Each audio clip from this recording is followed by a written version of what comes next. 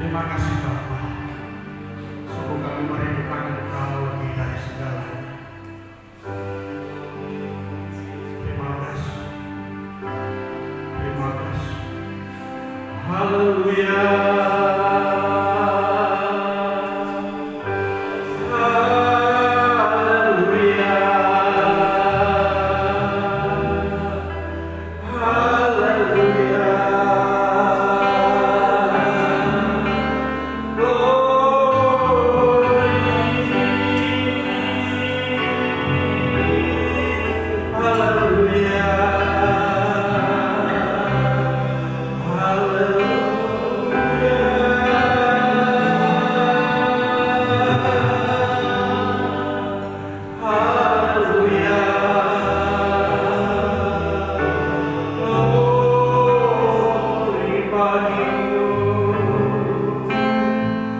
Kami bersyukur buat pagi hari ini. Kami bersyukur buat anugerah-Mu. Haleluya.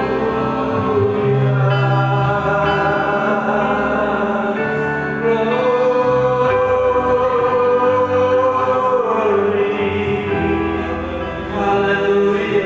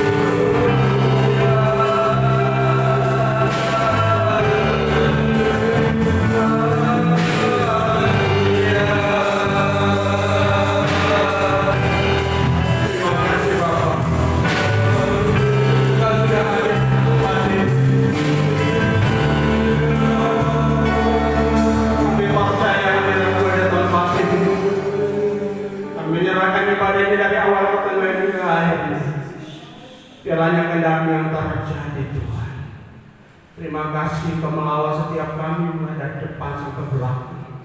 Setiap jemaat Tuhan yang masih dalam perjalanan Kau libatkan. Terima kasih Bapa. Terima kasih Yesus. Oh haleluya. Haleluya. Dalam hadirat Tuhan jemaat Tuhan bangkit berdiri.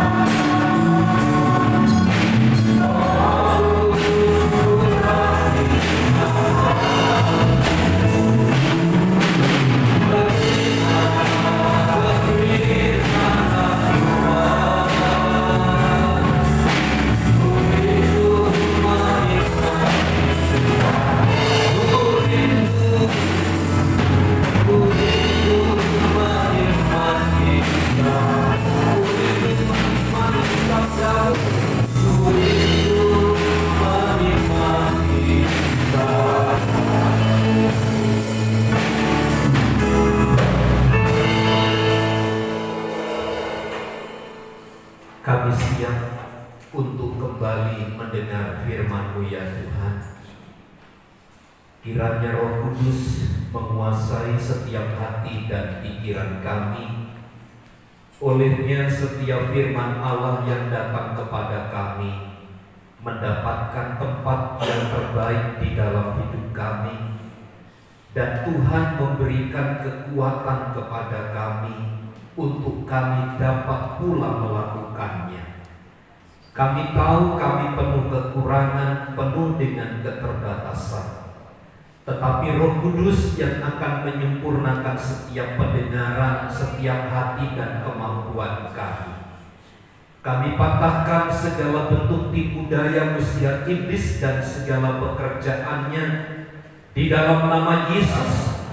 Tuhan beserta dengan kami. Kami siap diberkati oleh firman-Mu di dalam dan demi nama Yesus, yang siap diberkati bersama kata-kata. Amin. Dipersilakan duduk Bapak Ibu saudara sekalian. Salam. Ya, puji Tuhan.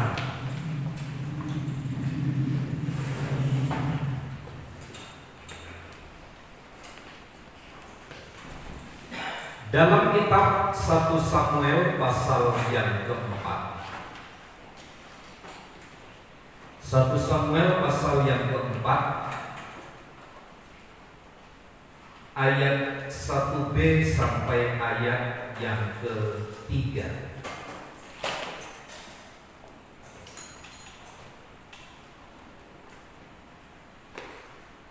Atau mulai ayat 1a, ya, kita baca semua sampai ayat yang ketiga.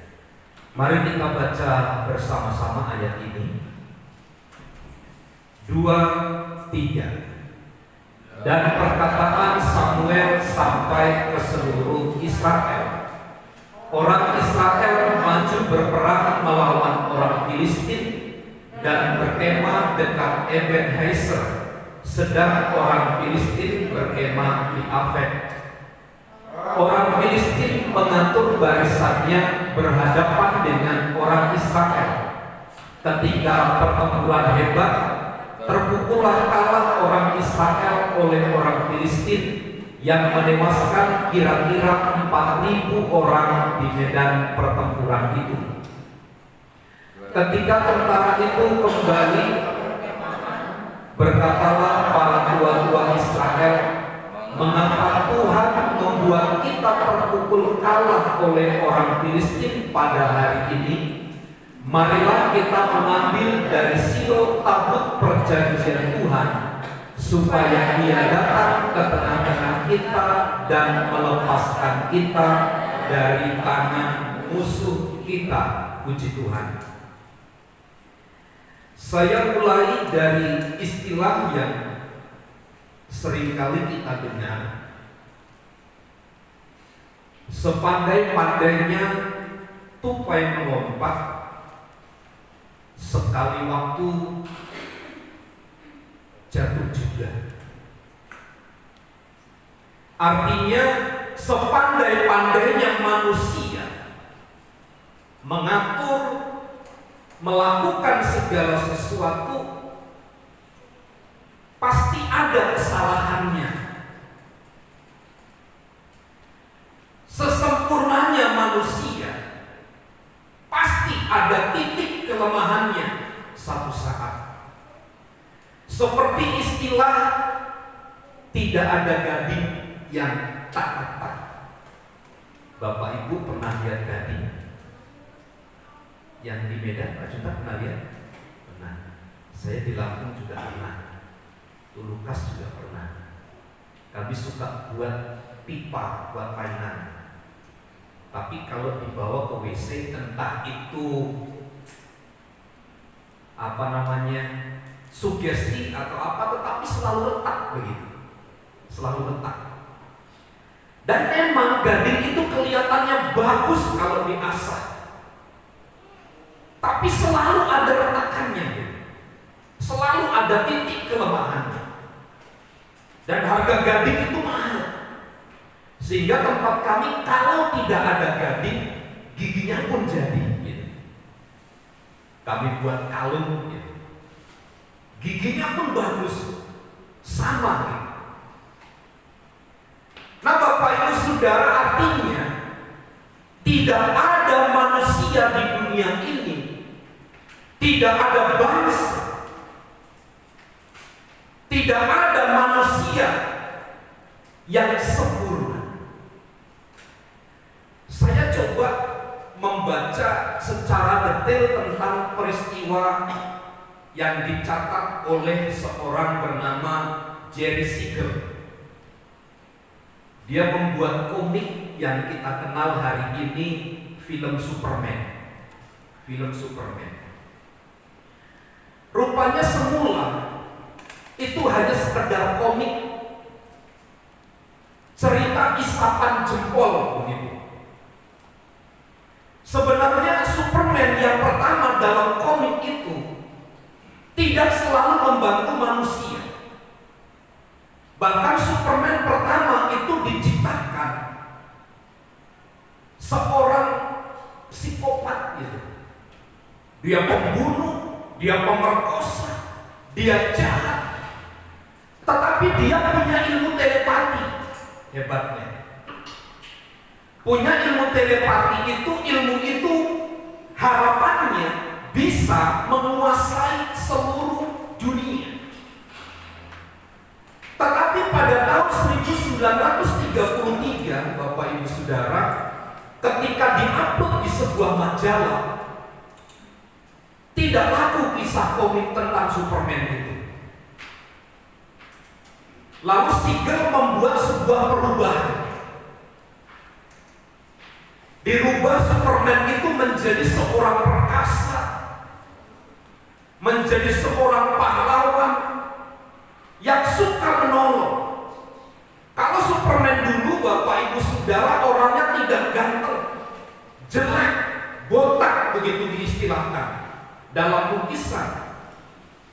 Tetapi sekarang karena tidak laku oleh Siegel, dia buat menjadi seorang yang baik.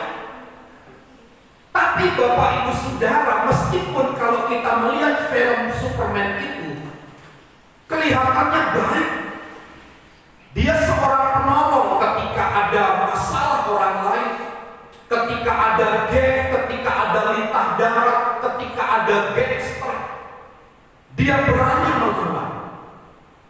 Tetapi tahukah Bapak Ibu Saudara, sebenarnya ada kepribadian yang tidak baik. Ada kepribadian yang tidak baik. Mereka atau Superman ini adalah sebenarnya sedikit sekali moralnya. Dia tidak memperdulikan hukum yang berlaku. Yang penting menurut dia jahat, dia langsung selesaikan. Sehingga dalam film-film Superman, Bapak Ibu Saudara lihat, masalahnya selesai, baru pihak berwajib, kepolisian baru kemudian datang. Nah, itu ditiru oleh film Indonesia sampai hari ini. Kita dibuat sebuah adegan yang menakutkan. Dari awal sampai akhir, setelah penjahatnya mati, baru polisi datang. Kita dibuat seperti ini. Ini sebenarnya adalah jahat gitu. Walau kelihatannya Superman itu manusia yang sempurna, karakternya ideal begitu, tetapi dia jahat. Moralnya tidak cukup baik untuk dilihat. Artinya dari kisah demi kisah yang saya sebutkan ini, meskipun segala sesuatu kelihatannya sempurna, kelihatannya baik, tetapi selalu saja ada celahnya, selalu saja ada kesalahan, selalu saja ada cacat celahnya. Nah, di dalam 1 Samuel pasal 4 ayat 1 sampai ayat 3 dari ayat yang kita baca tadi, dalam beberapa catatan Alkitab, Bapak Ibu Saudara, menjelaskan tentang posisi kedudukan umat-umat Allah ini. Ketika berhadapan dengan musuh, selalu umat Allah ini menang di atas angin. Kemanapun pergi harus menang. Kemanapun pergi menghadapi musuh selalu menang. Tetapi dalam 1 Samuel pasal 4 ayat 1 sampai ayat 3, justru ini adalah catatan perjalanan umat Tuhan yang paling suram. Israel kalah secara memalukan, baik secara militer maupun dalam perspektif rohani. Mereka dibiarkan oleh Allah kalah oleh musuhnya, diserahkan oleh Tuhan untuk dikalahkan oleh musuh-musuhnya. Saya katakan begini, Bapak Ibu Saudara, mungkin meskipun kita anak Tuhan yang setia, meskipun kita anak Tuhan yang memenuhi kriteria kuota sebagai anak Tuhan yang benar-benar tunduk dan taat kepada firman Allah, ingat, masih ada kelemahan dan kekurangan kita. Ini sebagai sebuah batu ujian bagi kita untuk selalu mengandalkan dan berharap kepada Tuhan. Kalau kita memandang sekitar kita, kalau kita melihat orang-orang di sekitar kita, mereka kelihatannya sempurna, tidak ada kesalahan. Tetapi kalau coba kita mendekat secara dekat, mendalam, mengikuti kesehariannya, mungkin kita orang yang pertama-tama adalah orang yang mencela dia. Kenapa? Karena kita tahu persis kekurangannya, kita tahu persis kelemahannya. Kalau Bapak Ibu Saudara hanya sekedar say hello dengan saudara-saudara seiman, kita akan kelihatan wangi, kelihatan baiknya. Tetapi kalau kita semakin dekat, semakin akrab, satu kali pasti akan terjadi gesekan, terjadi masalah. Kesimpulannya sama, dia tidak baik. Satu lagi akan berkata, dia tidak baik, dan seterusnya. Artinya tidak ada yang sempurna kita sebagai manusia ini. Nah, sekali lagi Israel mengalami kekalahan yang sangat fatal. Meskipun dia adalah umat kepunyaan Allah sendiri, dia adalah bangsa yang diistimewakan oleh Tuhan. Tuhan sendiri yang berkata, engkau milik kepunyaanku. Tidak pernah ada bangsa secara khusus Allah katakan demikian. Tidak ada, selain kepada umat Allah bangsa Israel ini. Artinya di hadapan Tuhan, bangsa Israel, orang-orang atau umat Tuhan ini adalah memang istimewa di hadapan Tuhan. Tetapi istimewa di hadapan Tuhan bukan berarti meniadakan hukum sebab akibat. Bukan berarti meniadakan kesalahan, kekurangan, kelemahan. Tetapi sebenarnya kekurangan, kelemahan itu adalah menjaga kestabilan daripada kesempurnaan itu sendiri. Saya melihat beberapa hal yang menunjukkan kekalahan bangsa Israel. Yang pertama saya tunjukkan ayat 1b. Orang Israel maju berperang melawan orang Filistin dan berkemah dekat Ebenezer, sedang orang Filistin berkemah di Afek. Yang pertama, jarang sekali saya dapati pernyataan ayat 1b ini. Tiba-tiba orang Israel maju berperang tanpa melibatkan Tuhan. Bukankah Bapak Ibu Saudara, maju berperang itu adalah baik? Bukankah Tuhan akan mengapresiasi anak-anak Tuhan yang mengalami kemajuan signifikan? Bukankah anak-anak Tuhan yang maju melawan ketidakbenaran itu adalah baik di hadapan Tuhan, apalagi di hadapan manusia? Tuhan tidak hanya sekedar melihat keberanian maju berperang, tetapi melihat apa yang melatar belakangi umat Allah itu maju berperang. Tindakan yang melatar belakangi maju berperang itu merupakan sesuatu yang penting. Atau apa motivasinya? Apa dasarnya? Karena apa dia maju itu menjadi penting di hadapan Tuhan. Kekalahan umat-umat Allah adalah karena mereka sebenarnya terlalu berani maju. Seolah-olah menganggap begini, kalau dulu Tuhan menolong saya, pasti sekarang Tuhan pun akan menolong saya.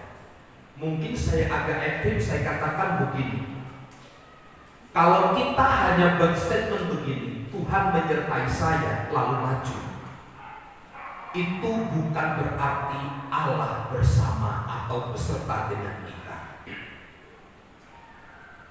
Kalau cuma keberanian saya berani maju, tidak berarti Tuhan bersama dengan kita. Saya kemarin melihat di YouTube para pelaku curanmor itu biasanya memulai dengan memakai narkoba sehingga dia berani.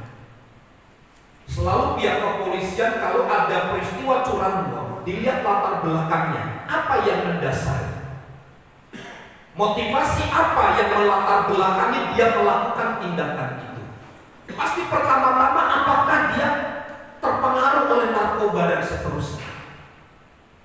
Kalaupun tidak, akan dicari kenapa orang sampai berani melakukan seperti itu. Pasti ada yang melatar belakangnya. Bapak Ibu Saudara, di dalam Tuhan motivasi kita itu penting. Motivasi kita di dalam Tuhan itu sangat penting. Jangan hanya karena saya berani, jangan hanya karena saya bisa. Tidak. Salah satu kegagalan umat Tuhan waktu itu adalah mereka menyangka bahwa Tuhan selalu di pihaknya. Kenapa? Karena setiap berperang menghadapi lawan, menghadapi musuh, mereka selalu menang. Dan mereka meyakini kalau mereka menang, itu tandanya Allah bersama dengan dia. Tidak salah. Tetapi tidak selamanya mereka menang adalah karena ada Tuhan di tengah-tengah mereka. Itu sebabnya Bapak Ibu Saudara melihat kenyataan seperti ini. Pernyataan pasti akan menang seperti biasanya tidak berarti Tuhan menyertai mereka. Lihat dalam kitab Kejadian pasal 13, kisah tentang Simson. Ketika kesekian kalinya Delila merayu, apa sih kelemahan tubuhmu? Terakhir kali dia berkata, cukur rambut kepalaku ini, karena dia seorang nasir. Dari kecil hingga dia muda dewasa tidak pernah pisau cukur rambutnya, karena dia seorang nasir. Dia tidak pernah minuman beralkohol dan seterusnya, karena dia dinasirkan untuk menjadi nasir Allah. Karena dirayu kesekian kalinya, akhirnya terlepaslah rahasianya. Kata Alkitab di dalam ayat yang Kejadian 13 itu pasti ketika seperti yang sudah-sudah aku akan bebas, aku akan meronta dan melepaskan diri. Itu kata Simpson. Seperti yang lalu Tuhan lakukan untuk saya, pasti seperti itu pula hari ini. Hidup kita, Bapak Ibu Saudara, sebenarnya tidak hanya sekedar keyakinan yang tidak dibarengi dengan hidup dan tinggal di dalam kebenaran. Itu sebabnya salah satu kekalahan yang paling memalukan dari anak-anak Tuhan waktu itu adalah karena dia hanya sekedar maju berperang, beranggapan Tuhan pasti menyertainya kembali. Sebuah kesalahan yang fatal menurut saya. Nah, karena seperti biasa Tuhan menyertai, Tuhan mengalahkan musuh saya, itu bukan berarti dari Tuhan. Jangan-jangan itu karena sebuah emosi. Jangan-jangan itu karena sebuah kebiasaan. Bapak Ibu Saudara, kita harus menyadari kadang-kadang kita terjebak oleh kebiasaan. Saya biasanya begini, kalau tidak begini tidak enak. Sama saja ketika kita melakukan dosa dan itu sudah nyaman kita nikmati, kita rasakan, untuk meninggalkan itu menyakitkan. Untuk mengambil jalan yang berbeda itu sulit, menyakitkan. Dan jangan kita berkata seperti sedia kala Tuhan menyertai. Sekarang pun Tuhan menyertai, mohon maaf, belum tentu. Karena peristiwa itu tercatat dalam 1 Samuel pasal 4 itu. Hanya oleh sekedar keyakinan masa lalu Tuhan menyertai, belum tentu Tuhan menyertai sekarang. Kalau hidup kita tidak dibarengi, disertai dengan tinggal di dalam kebenaran. Yang kedua, dalam ayat kedua, orang Filistin mengatur barisannya berhadapan dengan orang Israel. Ketika pertempuran menghebat, terpukullah kalah orang Israel oleh orang Filistin. Yang kedua, orang Filistin mengatur barisannya. Orang Filistin itu punya siasat untuk berperang. Musuh Israel itu punya sebuah persiapan. Filistin itu mengatur strategi dengan baik. Artinya begini, Bapak Ibu Saudara, kalau Tuhan menyertai kita, bukan berarti kita jalan asal-asalan. Kita jalan serampangan. Tetapi kita harus punya sebuah strategi. Lihat saja dalam sejarah bangsa-bangsa, ketika mengalahkan para musuhnya, selalu punya strategi. Bangsa Indonesia, saya percaya, menang karena bangsa Indonesia punya sebuah strategi. Demikian juga Bapak Ibu Saudara, dalam catatan ayat ini, justru musuh orang Israel bertindak dengan mempergunakan strategi. Kita tidak boleh main-main, Bapak Ibu Saudara, dengan masa depan kita, dengan hidup kita. Kita harus merencanakan semua dengan baik. Merencanakan itu berarti meniadakan Tuhan terlibat atas perjalanan hidup kita. Tidak. Justru merencanakan hidup, menata itu adalah dalam rangka mengkonfirmasikan, mensejajarkan hidup dengan Tuhan. Kalau kita berjalan asal-asalan, nanti ketika ada masalah di tengah jalan, kita akan berkata, Tuhan, tidak baik untuk saya. Tuhan itu jahat. Tuhan itu tidak baik. Dia tidak menolong saya dan seterusnya. Kenapa? Karena kita tidak bertindak dengan baik. Karena kita tidak merencanakan semua dengan baik. Kekalahan umat Allah adalah mereka bertindak serampangan. Mereka berjalan tidak berdasarkan strategi yang baik. Lihat kisah antara Lot dan Abraham ketika gembala-gembala mereka bertengkar memperebutkan sumur, memperebutkan lahan untuk peternakan mereka. Abraham berkata, Lot, kalau kamu ke kanan, aku ke kiri. Sebaliknya, kalau kamu ke kiri, aku ke kanan.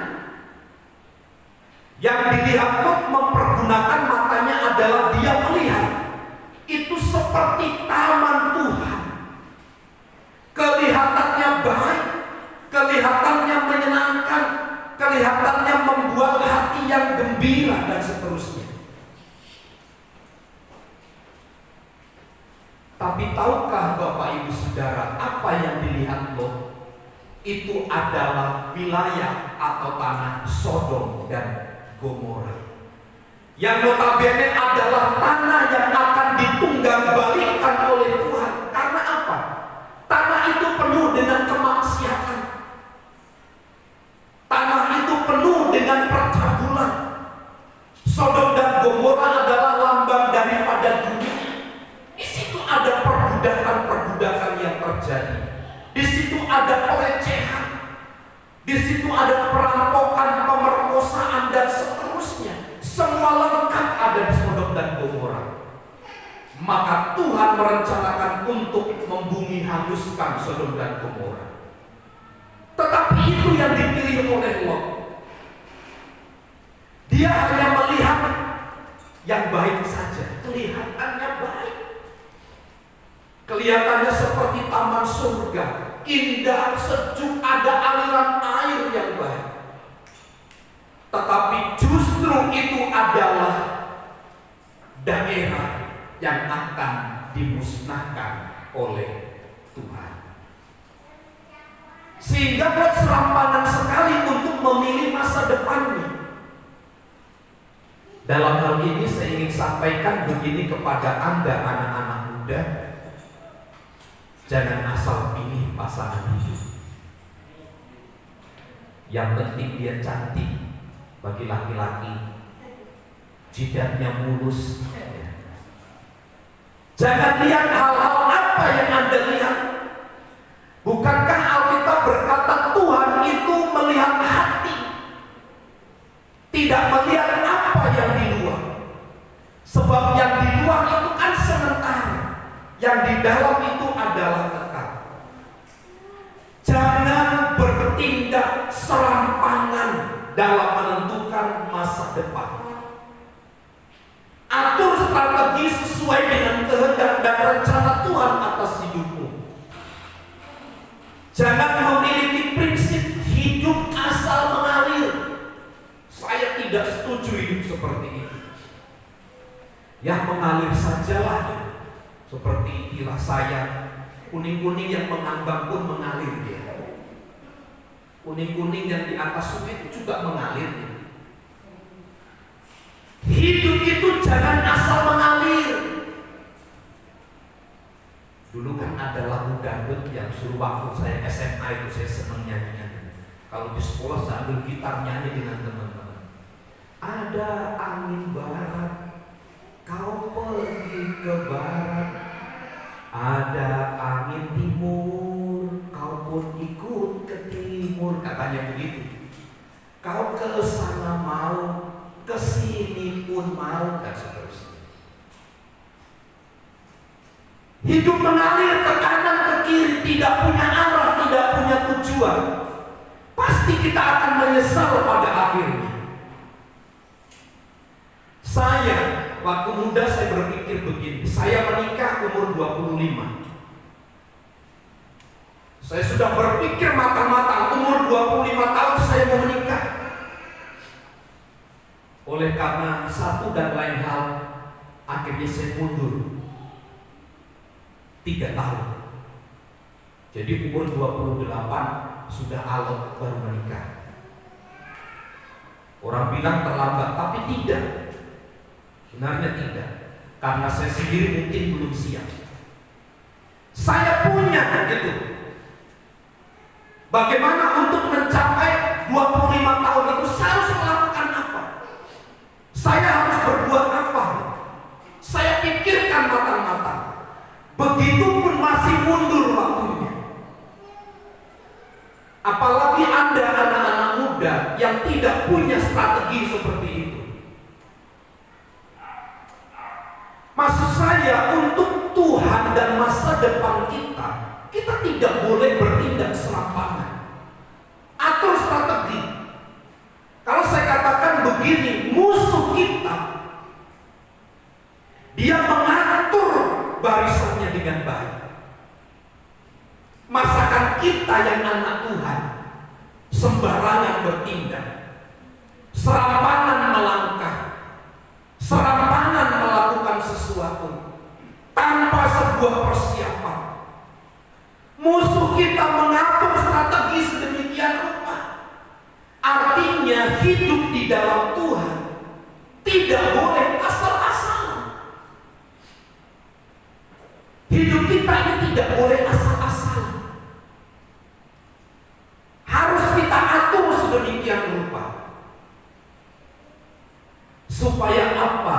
Pada masanya, pada waktunya, di mana Tuhan yang terlibat di dalam hidup kita itu menyempurnakan semuanya. Kesalahan yang terakhir, yang ketiga di dalam ayat yang ketiga itu adalah sebenarnya karena disebabkan oleh Tuhan tidak menyertai mereka. Karena Tuhan tidak menyertai mereka memang. Artinya kita dapat simpulkan dalam ayat 1b keberanian mereka untuk maju berperang dan bertindak serampangan itu bukan Tuhan di dalamnya, tapi yang lain. Bisa saja diri sendiri, bisa saja oleh karena keberanian yang dibangun berdasarkan pengalaman. Kita tidak boleh, Bapak Ibu Saudara, hidup berdasarkan pengalaman saja, tapi harus melibatkan Tuhan. Karena bangsa Israel pernah gagal berjalan hanya berdasarkan pengalaman hidup bersama dengan Tuhan. Seolah-olah hidup sekarang itu masih sama peristiwanya. Tidak. Karena mereka tidak mau tinggal di dalam kebenaran. Ini buktinya. Ayat 3, disebabkan Tuhan tidak menyertai mereka. Bukannya mereka malah bertobat, malah mereka bertindak konyol semaunya. Dengan cara apa? Mereka berusaha mengambil alih kembali tabut Allah yang bicara tentang kehadiran Allah bersama-sama dengan mereka. Dan mereka membawa tabut Allah itu dalam peperangan. Mereka mempergunakan tabut Allah, lambang kehadiran Allah itu sebagai sebuah berhala. Karena orang-orang kafir, orang-orang yang tidak percaya kepada Kristus pun dalam berperang mereka membawa dewa-dewa mereka di tengah-tengah peperangan. Artinya kalau mereka menang itu karena dewanya. Bangsa Israel terjebak dalam legalisme seperti ini. Seolah-olah kalau tabut Allah hadir di tengah-tengah mereka, Tuhan pasti hadir. Mohon maaf, itu tidak menunjukkan kehadiran Tuhan secara total di tengah-tengah mereka. Pun demikian bagi kita, Bapak Ibu Saudara, apakah karena kita memiliki salib, kalung salib? Apakah karena kita setiap minggu pergi ke gereja, Tuhan itu membuktikan Tuhan ada bersama dengan kita? Ataukah kalau kita membawa Alkitab kemana-mana, apakah itu menjadi indikasi bahwa Tuhan menyertai kita. Kalau kemana-mana selalu kita berdoa, melakukan aktivitas kegiatan kerohanian, apakah itu menjadi pembukti bahwa Tuhan menyertai kita? Belum tentu. Aktivitas umat Israel membawa tabut perjanjian di tengah-tengah peperangan itu. Mereka tidak memiliki pemahaman yang benar. Itu dijadikan sebuah barang berhala yang kemudian disangka kemudian dialah yang dapat menyelesaikan semuanya. Salah. Mereka tidak punya strategi. Bangsa Israel asal maju berperang. Dan inilah alasan mengapa Tuhan tidak menyertai mereka. Menjadikan tabut Allah itu sebagai berhala. Dia samakan itu dengan dewa-dewa. Ini kesalahan Bapak Ibu Saudara. Saya pernah mendengar seorang anak Tuhan, kalau dia mau pergi ke gereja, mau pergi bekerja, dia harus melihat salib. Kalau dia belum melihat salib, dia merasa pasti ada kegagalan, pasti ada masalah dalam usaha, dalam pekerjaan. Pertanyaannya, apakah benar demikian? Saya katakan salah. Salib itu hanya sebuah patung, hanya sebuah lambang gitu. Bukan karena patung yang terbuat dari tembaga atau dari kain itulah yang menyelesaikan, yang menenteramkan kita, bukan. Tapi oknum di balik salib, yaitu pribadi Kristus itulah yang membuat kita sejahtera, yang membuat kita diberkati. Jangan memberhalakan sesuatu yang tidak patut dibuat dan ditempatkan kepada tempat yang sebenarnya, padahal itu adalah salah. Itu sebabnya Bapak Ibu Saudara, Tuhan tidak menyertai. Seolah-olah kalau tabut Allah itu dibawa di tengah-tengah perang, pasti menang. Belum tentu. Sebab sekali lagi hidup Kristen itu dilihat dari motifnya. Motivasinya apa sebenarnya? Dan ini harus menjadi perenungan kita bersama. Mengapa sih setiap hari Minggu kita datang beribadah?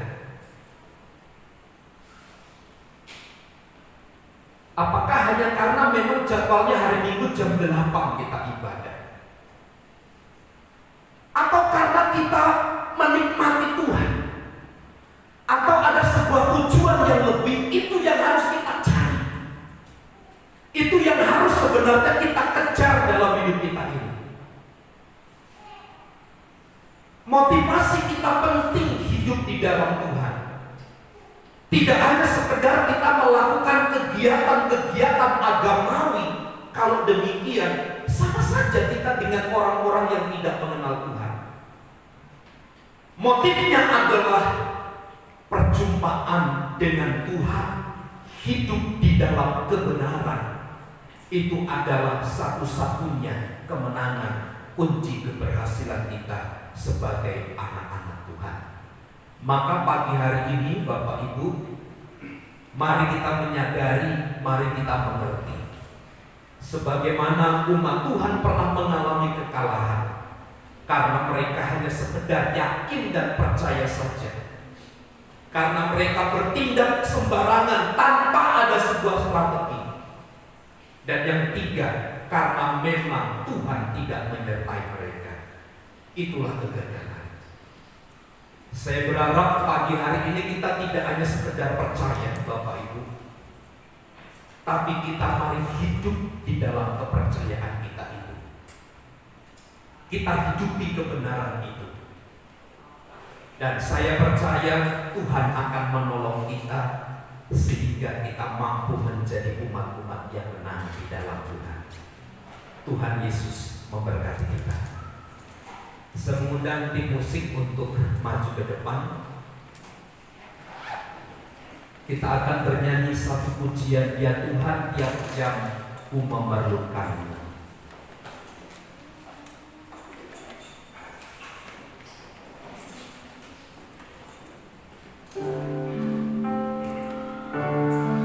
Ya Tuhan tiap jam ku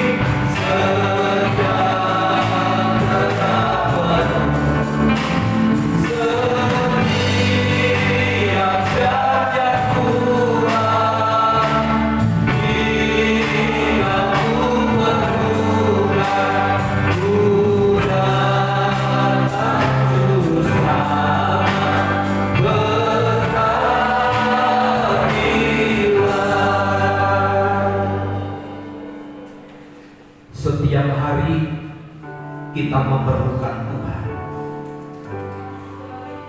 Bukan waktu yang lalu ketika kita menang bersama dengan Tuhan, tapi hari ini juga setiap jam, setiap waktu kita memerlukan Tuhan. Sebab kita menyadari ada banyak kekurangan dan kelemahan kita. Tetapi kalau setiap jam kita merindukan Tuhan ada tinggal bersama dengan kita, itu yang membuat kita sejahtera, itu yang membuat kita mengalami damai, itu yang membuat kita hidup berkemenangan di dalam Tuhan. Haleluya. Pagi hari ini Tuhan, firman Allah telah kami dengar. Contoh yang begitu memilukan dari kehidupan umat-Mu yang telah Engkau pilih menjadi umat milik kepunyaan-Mu. Mereka pernah gagal, mereka pernah kalah menghadapi musuh, mereka pernah gagal mengalami kekalahan yang luar biasa. Itu karena mereka hanya sekedar berani. Mereka tidak punya strategi yang baik. Dan lebih dari itu, karena Tuhan tidak menyertai. Biarlah pengalaman kegagalan umat Tuhan ini menjadi contoh dan pengalaman bagi kami hari ini. Kami akan melibatkan Tuhan dalam setiap waktu kami. Kami akan hidup dan tinggal di dalam kebenaran-Mu, supaya satu kali kelak kami menang, kami tidak gagal. Kalaupun sempat kami gagal, Tuhan yang akan terus memperbaharui itu, sehingga kami menjadi umat pemenang. Pagi hari ini kami berdoa untuk setiap kami yang hadir, yang dengan rendah hati mendengarkan firman Allah. Roh Kudus, Engkau bekerja.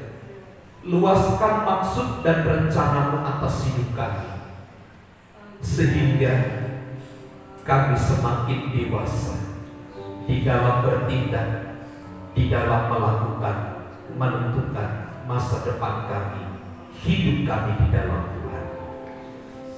Kami terima firman-Mu dengan hati bersyukur. Di dalam nama Yesus. Amin.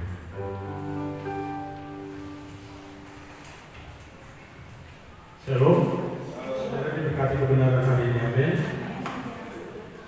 Mari kita persiapkan kami berpersembahan kepada Tuhan. Yang pelayan persembahan bisa maju ke depan.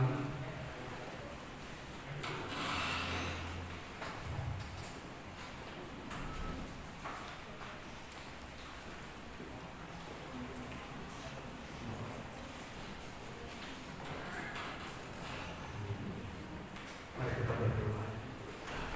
Terima kasih Bapak buat pagi hari ini, sebentar kami memberi. Biar setiap tangan yang memberi kami percaya memberkati apa yang kerjakan berhasil karena berjalan bersama dengan Engkau Tuhan. Terima kasih kepada nama-Mu, di dalam nama Tuhan Yesus kami berdoa. Amin. Biarlah segalanya.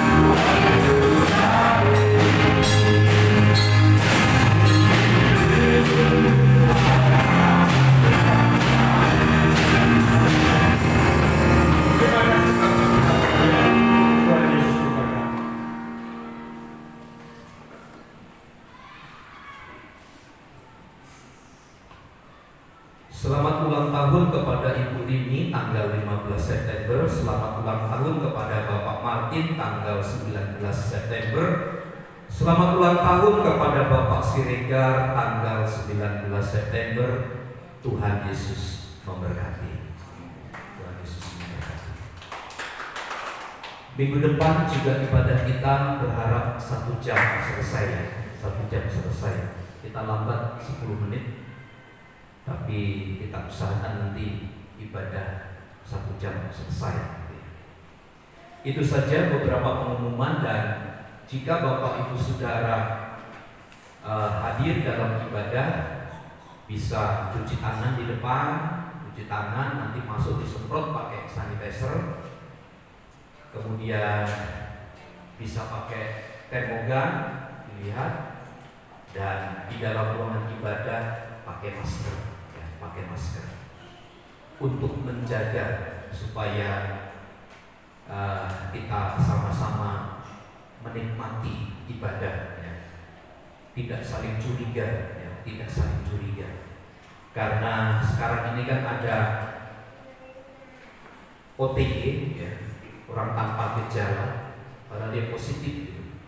Jadi kalau tubuh kita yang lemah pasti akan gampang serang. Tapi kalau kita mempergunakan masker dengan baik, nah itu akan yang paling tidak menjaga kita.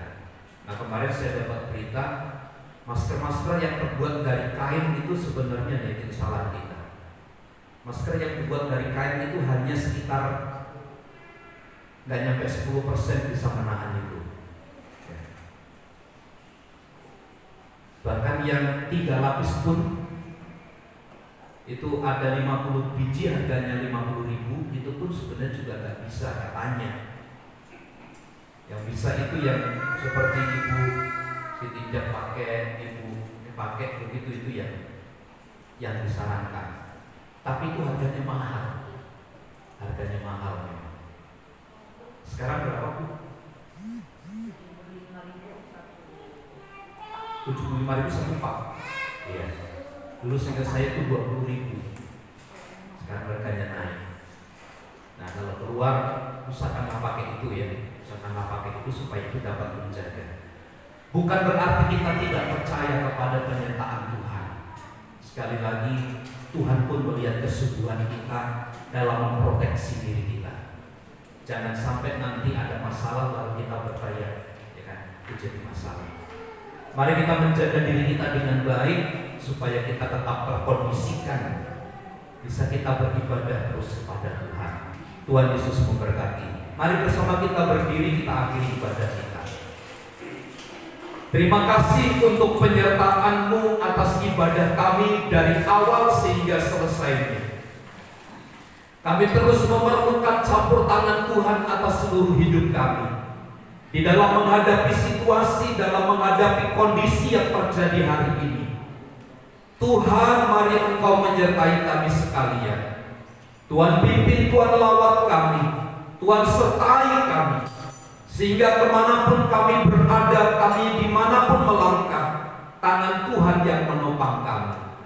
Memberkati segala usaha dan pekerjaan kami, memberkati apa yang kami buat, memberkati apa yang kami kerjakan. Sekiranya kami sedang ada dan mengalami masalah, kami berdoa biarlah jamaah lawatan Allah memampukan dan menolong kami dalam nama Yesus.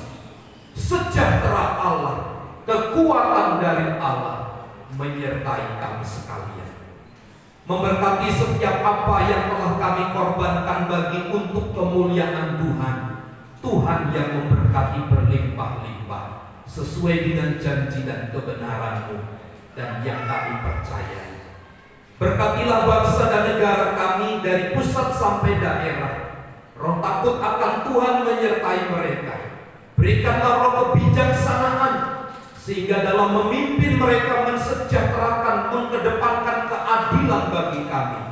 Nama Tuhan saja yang ditinggikan. Berkati gereja-gereja yang ada di sekitar kami, para hamba-hamba Tuhan yang melayani. Kuasa dan wibawa dari Allah menyertai mereka sekalian. Di dalam nama Tuhan Yesus kami berdoa. Mari saudaraku, angkat tanganmu dan terimalah berkat Tuhan. Tuhan memberkati dan melindungi engkau. Tuhan menyinari engkau dengan wajahnya dan memberi engkau kasih karunia. Tuhan menghadapkan wajahnya kepadamu dan memberi engkau damai sejahtera. Kiranya kasih karunia Tuhan Yesus Kristus dan kasih Allah serta persekutuan Roh Kudus menyertai kita sekalian saat ini dan sampai selama-lamanya. Kami terima segala berkat Tuhan di dalam nama Tuhan Yesus Kristus. Kita semua yang percaya dan diberkati bersama katakan amin. Bapa, terima kasih.